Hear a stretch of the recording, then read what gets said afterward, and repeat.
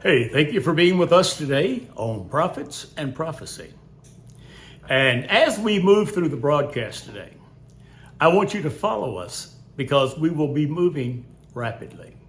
There are several things that need to be brought out. And I want to share with you truths that might frighten you. I put a disclaimer in the beginning of this broadcast, warning, some of this material might be frightening.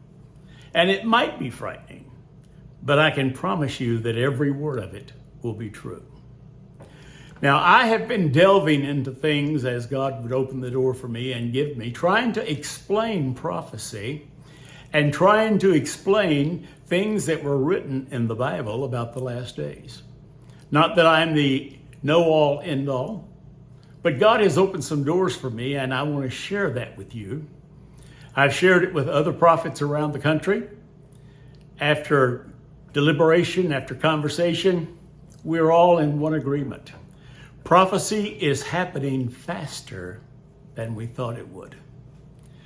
Now, I told you last week that there were a few movies that I wanted you to watch. One would be Limitless. I think that's the one where a guy takes a pill and suddenly he can expand his brain power beyond reason. Another would be The Matrix, where there is a virtual and actual lifestyle going on between good and evil somewhere in the digital world that overlaps the real world. Another one was the Captain America movie, and I like that one. A little inept individual, we call him Mr. Skinny, was given a serum that was still in experimental stages, and he suddenly becomes a superhero.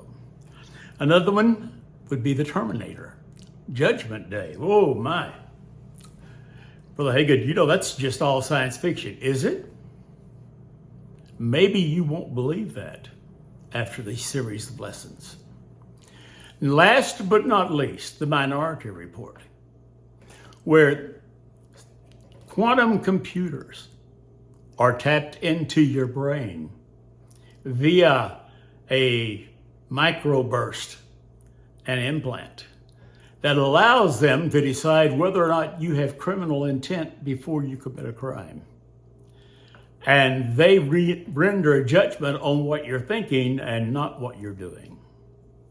Now, anyone that follows court cases know that the hardest thing in the world to prove is intent, unless they are reading your brain and your thoughts and they see what you envision doing. Now, that's the whole subtext of this movie, is they're going to stop crime by arresting you before it happens. Now, these things that we've talked about just now, these movies, the Limitless, the Terminator, Minority Report, go on down the list. These things sound so far afield that we rule them science fiction. But God has opened doors to me that allow me to see what prophecy says about humanity and what that terrible one, the abomination of desolation, will be doing in the last days and how he will be able to control mankind. So we want to start back in 1958. Sputnik is making its last revolution around the earth. America is up in arms. Scientists are beside themselves. There's general panic in leadership because the Russians have suddenly got ahead of us. Well, they formed a new scientific research group, and it was called ARPA, the Advanced Research Projects Agency.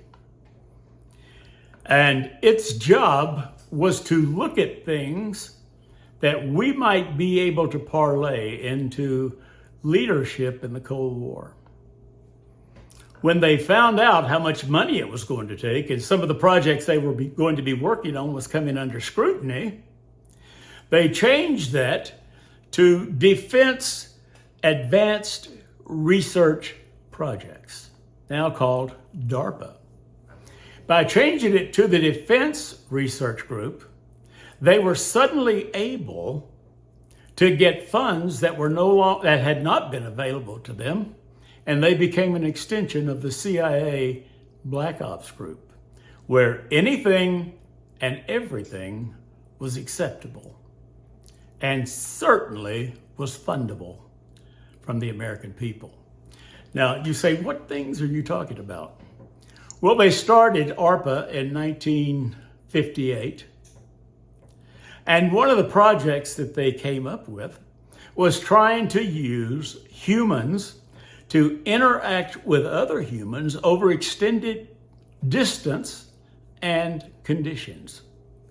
Now, let me tell you one of their first projects. One of their first projects was to take what they considered sensitive individuals, and they began to try to experiment on using their mind and their projection to tell our nuclear submarines before they surfaced what to do. They were so afraid that the Russians had extended their lead in space travel that they didn't know if they could intercept messages or not sent to our nuclear submarines. So they got individuals that they call psychics, that they call sensitive individuals. And hang on to this, they even went to the black side and got witches and warlocks, trying to get them to project orders from Washington, D.C. into nuclear submarines hundreds of miles, maybe thousands of miles away, underwater. They spent millions of dollars on this. Now, if you'd like to look that up, look up the project's Stargate, and look up the one that's called Grill Flame. We spent billions of dollars setting people in closed rooms, sometimes underground in deep bunkers, and had them think and concentrate and tell them what was going on in other bunkers around the world. When they realized, like I said, that they couldn't do that from either side of the aisle, good or evil, black or white, they changed the name of ARPA to DARPA, because now they wanted to go after some even more controversial funds, and they wanted this to be hidden from the American people. So in the late 60s, they started developing a drug that we call LSD. They distributed it to willing professors. They sent it around the world. They used it in crowds, especially with millennials, or not millennials then, but young people at that time, teenagers in their 20s, sometimes in their 30s. And they gave them hallucinogens thinking they could control their mind if they had reached a different level of awareness. And that's when the day of Aquarius started. And whether you want to admit this or not, LSD was formulated in CIA labs under DARPA supervision and released on the humanity and America to try to control their mind. Then they came up with another drug that's very popular today. It's called ecstasy. Well, in the middle of all the drug trading, then some of the politicians got weak-kneed again, and they said, let's take the defense research or the defense advanced research projects away, and let's go back to being ARPA and take the DOD out of it. You see, up until this point, they had been able to cover their tracks by using National Security Act.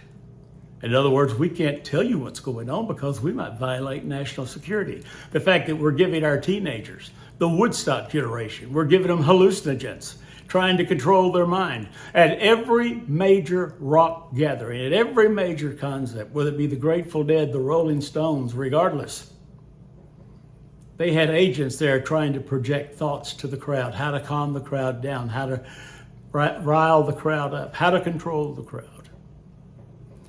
When scientists began to find out about this, then they dropped the DOD disguise and went back to ARPA. And they began another project. So this is where I want to pick it up. ARPA became DARPA, which became ARPA again, because they were hiding behind the Department of Defense and National Security But then when they wanted to go into this next project, they had to use national security to shield what they were doing again. This time they started a program that they called the BCI. Hang on to your chair, because the BCI Project was brain-computer interfacing. You can look this up. Go to the Journal of Neuroscience and Methods, volume 244. Go to page 52 through 67. It might open your eyes. I've got this, and I've got Freedom of Information Act documents. And in 1970, when they started back under the BCI program, they started trying to use the human brain to control machinery. Now you say, Brother Haggard, that's too far-fetched. Yeah, I know. I also remember talking to my wife's first cousin, who was the executive officer of the Thunderbirds. And when I asked them this question, he took me outside away from the crowd to talk to me. I said, and I called his name, I said, how much AI is involved in flying the Thunderbirds? And I'll never forget what he did. He stood for a moment, he reached up, took his Ray-Ban sunglasses off, and he said, Paul, who have you been talking to? I said, in prayer, the Lord kept telling me, beware of AI. I had to go look it up. I didn't know it was artificial intelligence. I wasn't following that. I will tell you this. From the Thunderbirds that he piloted and was the executive officer to and for, to the stealth bombers that we have today, AI is in control. I have a friend of mine that used to fly for a major airlines. He's retired now. I said, what's the hardest part about being a commercial airline pilot? He laughed. He said, staying awake. I said, what? He said, look, we don't fly those planes. He said, we may take them off and we might land them, but they don't need us. We're oversight to them. We're not pilots. That's all done by quantum computers. It's all done remotely. He said, we get up in the air, set an altitude. He said, I can read a book. I can go to sleep. He said, I just have to be there in case something goes wrong. Now, I'm a pilot. I don't fly jets, but I do have some rotary wing. I do have multi-engine. And I would not feel comfortable knowing somebody 1,500, 2,000 miles away was flying the aircraft that I was responsible for with 250 souls aboard. But you see, AI has moved in and taken over. Artificial intelligence is the one thing we can't control. But I get ahead of myself here. Let me go back to where we started. They changed the name back to DARPA because now they needed the cover of national security clearance and the Department of Defense. And they started a program that they called the BCI, the Brain-Computer Interface. And this started when a doctor, and I'll name names later, actually was able to use a human mind, human brain, what they call is a human personality, to operate a copy machine and a projector, just with his thoughts. Now, his thoughts were not being projected through midair. His thoughts were coming through wires. And think of it like this. Think of a colander, a metal colander, with spark plugs screwed into it all around, with wires coming out of the spark plugs going into a computer, and then through what we now call Bluetooth, projecting your thoughts into an inanimate object and making it turn on and work. I know this sounds crazy, but it happened. They found that not only could they magnify thoughts coming out of your mind, they could put thoughts in your mind. They could create memory of things that never happened to you. They can create emotions that you've never felt before. They can squash emotions that you were dealing with. And they can change those emotions with the release of endorphins from those sensors that they had screwed into your head. Now, this is not safe. It led to many deaths, but it was all covered under the National Security Act. The Department of Defense, through the CIA and their black op partners, ARPA or DARPA, depending on which regime you looked at, they were working with. They had total immunity for anything they did. Now, in looking through my notes, and I'm going to get into this next week, some of these things we can't get into right now, but I'm going to ask you to follow me. What we've done, we've gone from thinking maybe we could use psychics and warlocks to speak to submarines 1,000 feet beneath the ocean, thousands of miles away, and relay nuclear codes and battle plans to them through meditation, mental projection, to now we are capturing the energy from the brain and sending it wirelessly. We call that Bluetooth now, by the way, and its origins came from DARPA, to inanimate objects. What are they trying to do? I'm building toward that. What's this got to do with the abomination of desolation? Hang on to your shoes, because we're fixing to take that walk. They were in a quest, and it's published material, to develop a way to control the mind of the majority. Now, as we get into this, I don't want you to be fearful. I'm just showing you how the Bible will come to life in your eyes. When it said that he will cause nations to rise against nations, that he can start wars and end wars, that he can heal bodies, and he can cause people that were friends to become enemies. He will cause children to speak out against their parents. He will call husbands to turn against their wives.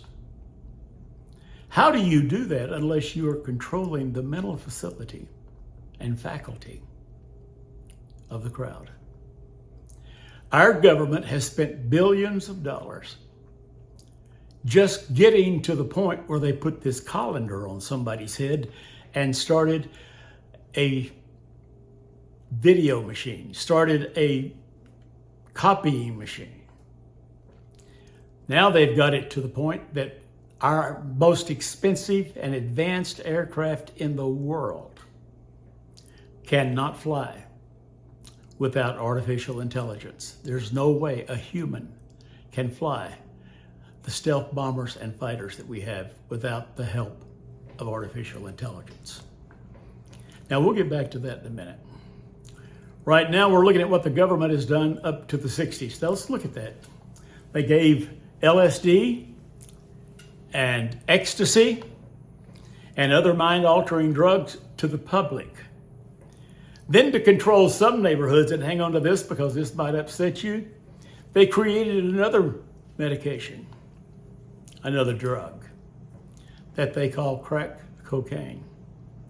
And they distributed it in areas where they wanted to control the masses.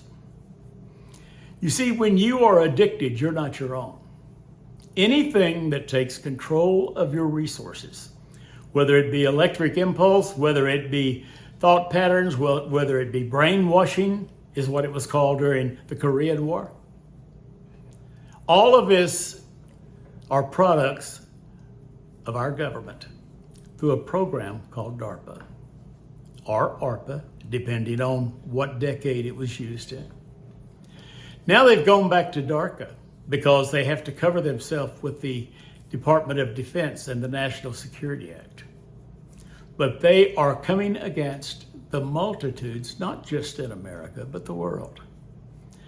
And I will get into the how, the why, a little later on. I'm not here to tell you that the Russians are amassing forces in the Ukraine. I'm not here to tell you that we are on the verge of an intense recession, if not Great Depression. I'm not here to tell you that. The news will tell you that. I'm here to tell you things that you will not get on the news. The Lord told me to be a spokesman to the church.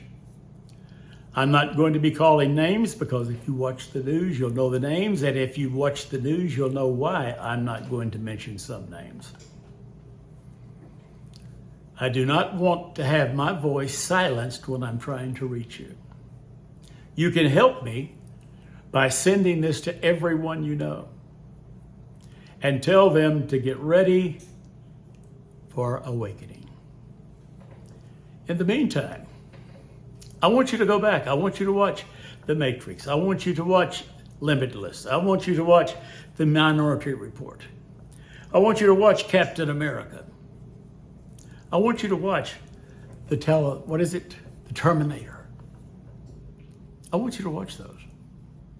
And then I want you to look at them with a different eye. What if there was a clandestine group being funded with limitless funds that have been working for 5-6 decades to bring about what at one time we call science fiction.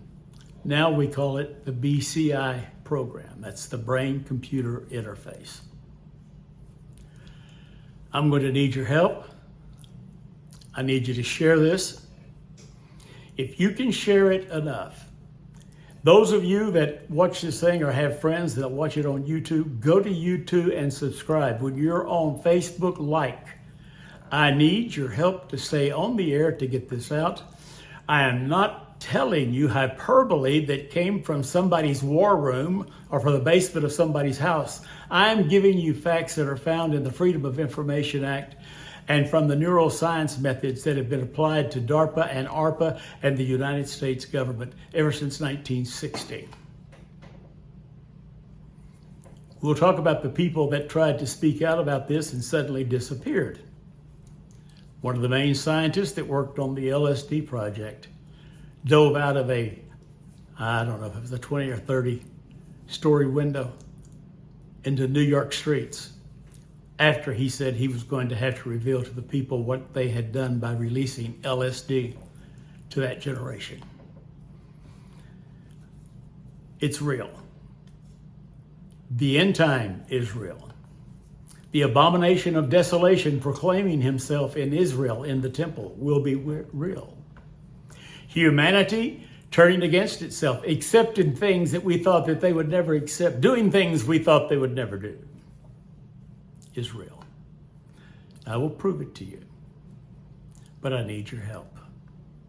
Those of you that support us, if you'll look at the bottom of the screen, you'll see that it's jphim.org. Go there, then go to PayPal, and give us an ongoing donation. I need help with some of this. I need help with some equipment that would make this more feasible and more real to you. I need some assistance in hiring people to do research for me because this is overwhelming. I'm going through hundreds of pages of Freedom of Information Act documents. I'm talking to scientists. I'm talking to lawyers. I'm talking to military men. I'm talking to pilots who have seen things in outer space that you won't believe. Brother Haygood, what are you on? Are you on some kind of medication? No. I'm on a truth quest today to show you what has not been told. I don't know if you know this or not, but the U.S. government is releasing information now about unidentified flying objects. They have suddenly decided that there are enough cameras in the hands of the multitude that they can't deny it anymore. What are they? Where did they come from? What is their quest? All of it will tie back in to what we said in the beginning of this broadcast. You're going to find that truth is much stranger than fiction.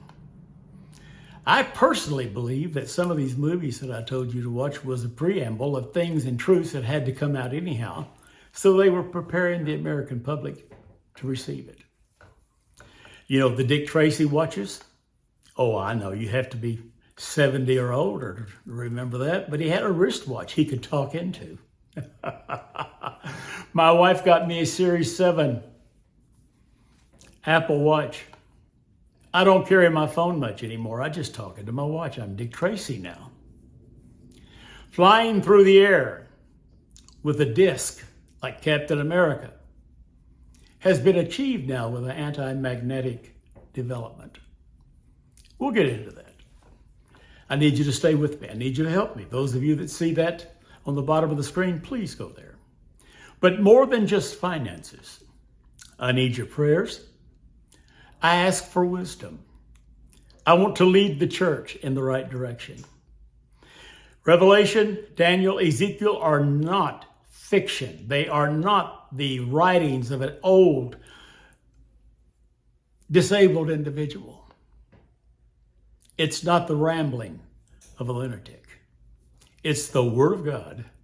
I will show you how it's going to come to pass. And then I'm going to obey God, and I'm going to tell you why it must come to pass. I'd like to thank our donors. I would like to thank those that support us. You'll see the credits at the end of this broadcast. We'll show you where you can find this broadcast on other stations, TV stations, and other sites. But that's good and that's wonderful. But I need you tonight to help us. I told you I would bring you the whole truth, nothing but the truth. So help me God. But I need your help. jphim.org. Go to PayPal. Give us a monthly donation. In the meantime, I'm praying for you. I'm praying for America. I'm praying for the church. And I'm praying that this will strike a point in your heart that will make you inquisitive enough to follow us through these broadcasts. I'm coming for you with truth. I love you. God bless you.